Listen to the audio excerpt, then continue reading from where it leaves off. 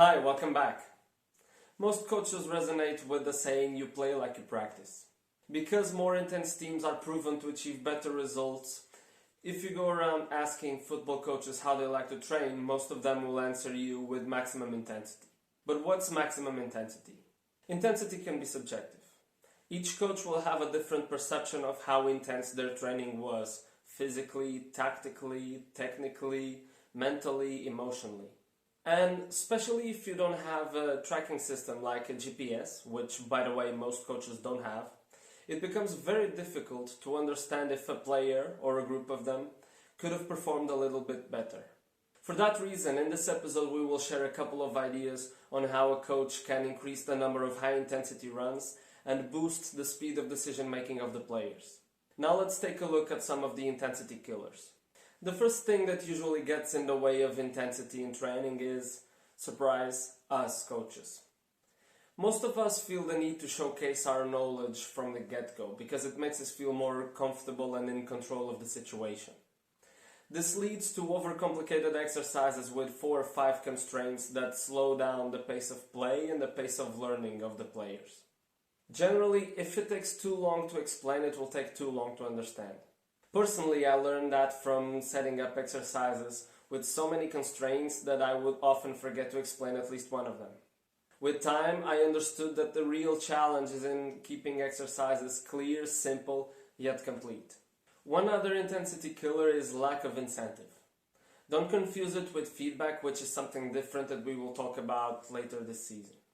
For example, if your players know that the opposing team cannot score before they make 10 passes, what's their incentive to defend the goal properly or even chase the ball?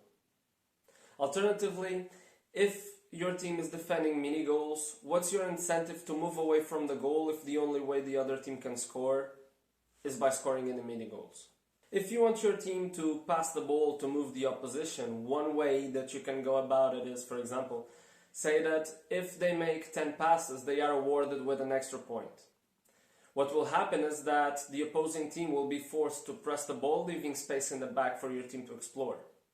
Now, if your team is able to score before making the 10 passes, they are also awarded 1 point. What you're giving them is the ability to adjust to the context and to the space that is available.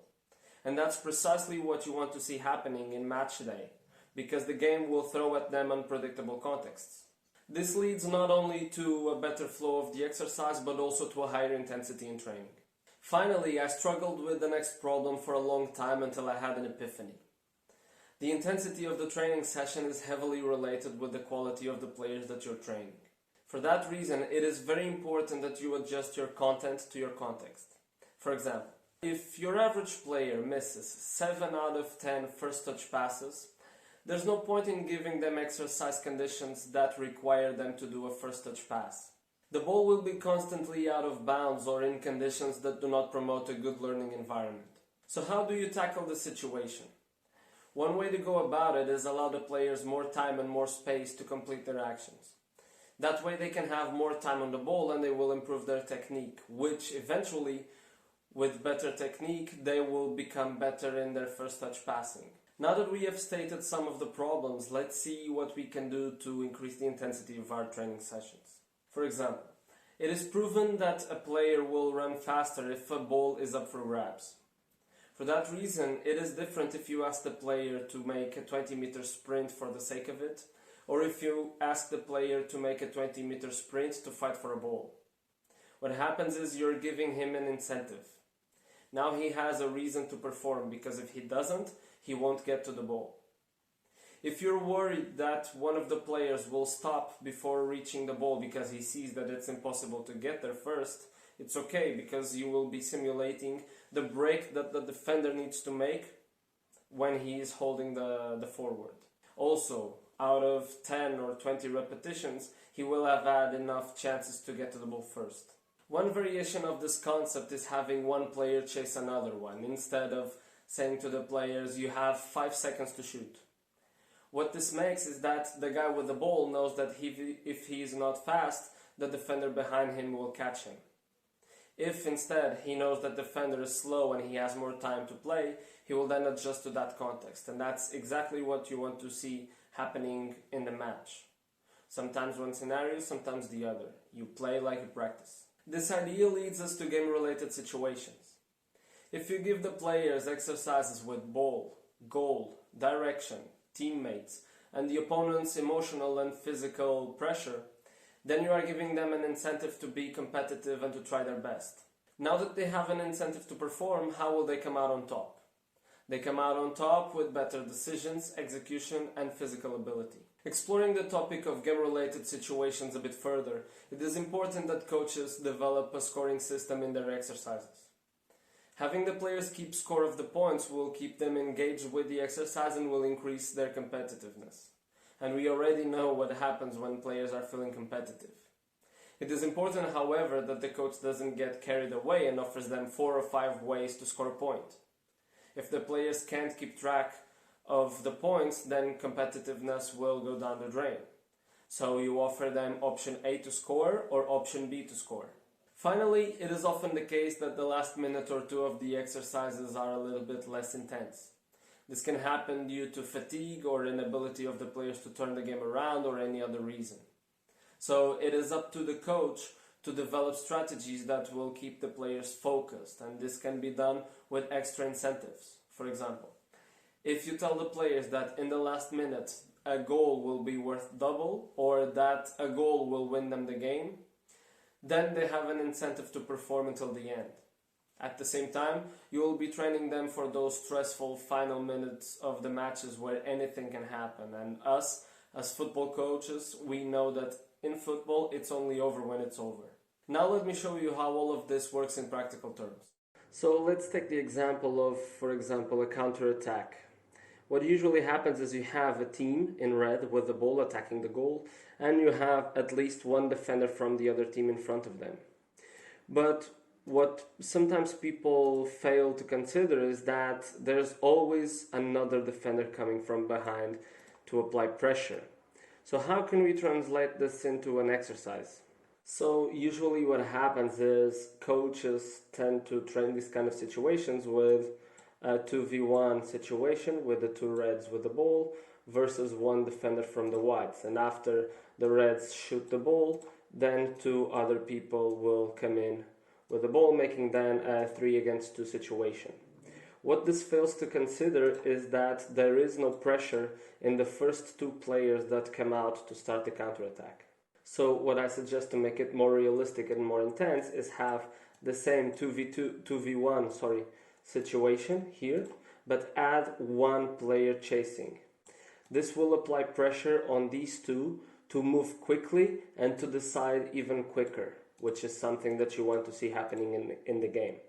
Now, if they're not quick enough, this defender will recover and this will turn into a 2v2 situation. After they shoot, then the third guy comes and you have a 3v2 situation. But now you can say, for example, this guy doesn't have anyone chasing. Well, he doesn't have anyone chasing, but because the red ones shot, there will be space for him to run to. So the intensity is then there. Taking another game-related scenario, what sometimes happens in teams is that when they're attacking and they lose the ball in the middle, the other team will try to dribble their way across the field through the middle, which is dangerous because there's a lot of players here, and in case there's a quick reaction from the opponent, they might lose the ball while their team is opening to start attacking. So if you're the white team and you want to train a side pass after you win the ball to leave the pressure, here's one way that you can do it. So in order for you to train that side pass after your team wins the ball, we have here a suggestion. You start with a 5v5 game, a normal game, to the big goals, where 1 goal is worth 1 point. The catch is that when the reds lose the ball to the whites will then have 5 seconds where they can choose to score in either one of the 4 mini goals, where the goal is worth 3 points, thus giving them the incentive to do the side pass to avoid pressure. However, the play doesn't stop after the 5 seconds. If they cannot score here, they are more than able to go to the big goal and score a goal, which is still worth 1 point. What you're telling them is that you value the side pass to a space where there's more space, where there's no opposition. But if it happens that the red ones react to close the mini goal, they will then be able to adjust, look at the big goal and try to score a goal there, which is worth 1 point. That way you promote a better flow of the exercise and they keep playing instead of after 5 seconds they have to stop and start again. Finally, we want to show you how you can use incentives so that the defending team doesn't assume this posture of just tucking in near the goal, leaving no space for the other team to attack. So in this situation you have a 5v5 game plus the goalkeepers where 1 goal is worth 2 points in the big goal. So what would happen is normally the red ones would try to come here and try to score in the big goal, but because the white ones are all in front of the goal, there's no conditions to do that. So what's the incentive that the white ones have to press the ball? You could say, for example, to the red ones that if they make 10 passes, it will be worth 1 point. If you do that, then the white ones will have to come out, and as they press, trying to win the ball near the opponent's goal to score a goal, they will leave space near their goal. And what happens is the red ones need to be intelligent enough to understand as they are passing when there is space for them to turn the play and attack the big goal, which is worth 2 points.